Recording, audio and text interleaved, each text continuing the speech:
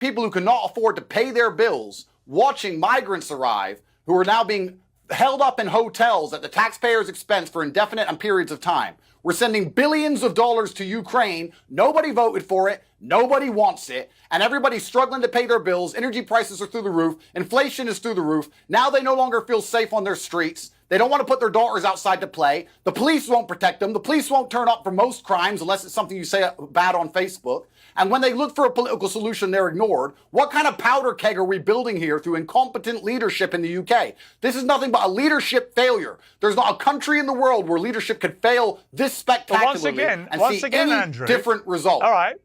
But once again, Andrew, you are spouting nonsense in what you've just said. Not all of it, but some of it is nonsense. You say, for example, nobody voted for the UK to support Ukraine. We've literally just voted Keir Starmer in the United Kingdom with a landslide majority, and he made it crystal clear before that election that he would be contributing billions of our pounds to help the people of Ukraine thwart a Russian dictator. Well, you may laugh, but you just literally said the complete opposite. So we did actually vote for a leader and a party that was completely committed to dedicating billions of pounds of taxpayer money to helping people in Ukraine defeat Vladimir Putin. So that, again, is a complete untruth that you've just espoused. I'm sure the people who are protesting up there in the north of England who can't afford to pay their bills, who are watching migrants live for free in hotels, who don't feel safe at night because the police don't have enough resources to turn up and respond to crime, are very happy that we're sending money to Ukraine. You're completely right. Yeah, the fact he only had 20% of the populist vote has nothing to do with it. And the fact that every single party will send money to Ukraine because we live in a uni-party system which is corrupt to the core in the first place. That's the reason why no matter who you vote for, the migrants keep coming. And no matter who you vote for, the money keeps getting siphoned out of the tax base and sent to Ukraine. That's the truth of it, is that most people are starting to realize and wake up from the matrix and understand there are no political solutions because it's all a scam and it's all a lie. What we need is people to understand at home that we have to think outside the box and vote for somebody who's not part of this two-party, uni-party insanity, which is why I was a fan of Nigel Farage. Even if he sells me down the river, even if he says I'm a bad person, that's his prerogative and that's his decision to make. I still believe he's the best choice as a leader for the UK. Well, Nigel Farage is not just... Well, hang on.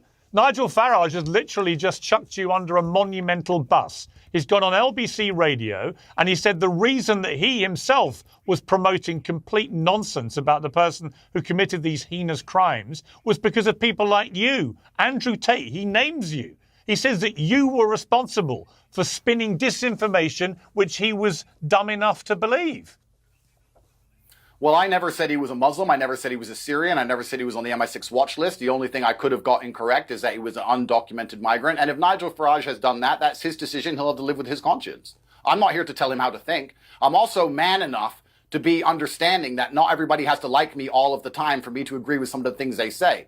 The biggest problem we have in the world today is everybody's so emotional. Everybody's so upset all the time that if somebody says something bad about them, they pretend that person's completely bad. Nobody is completely bad. Nobody is completely evil. Everybody loves their children. Everybody wants to live in peace. A lot of people talk about the idea of war, but let me promise you, Piers, I'm a person who's had a very varied life. When you see people with machetes outside your door threatening you and the police aren't answering the phone anymore, you don't want war. The Muslims want peace. The white natives of the UK, the Christians want peace. Everybody wants peace. But when you have a political class which refuse to listen to absolutely anybody, do whatever they want, grind everyone into poverty irregardless, then you're going to have some sort of uprising. And it's unfortunate that the poor people, and I call them poor, I mean the average person, is turning on the average person as opposed to turning on the rich elites who are just plundering the country. That's the truth of what's happening here. Well, what is... You watched my video. We played it. Yeah, the only thing I had incorrect was that he was undocumented. That's the only thing you could perhaps say he was incorrect. The London stabbing, Piers. The London bridge attack, he was born in Pakistan. We want to sit here and talk about how a large contingent of the people committing terror attacks in the UK and the most heinous crimes are not natively English people. And when we need to sit here and address this without being called racist, without being called far right, I'm a mixed race Muslim and I'm pointing out this very obvious truth. If we're not going to be able to point out the truth, what do you expect besides anger?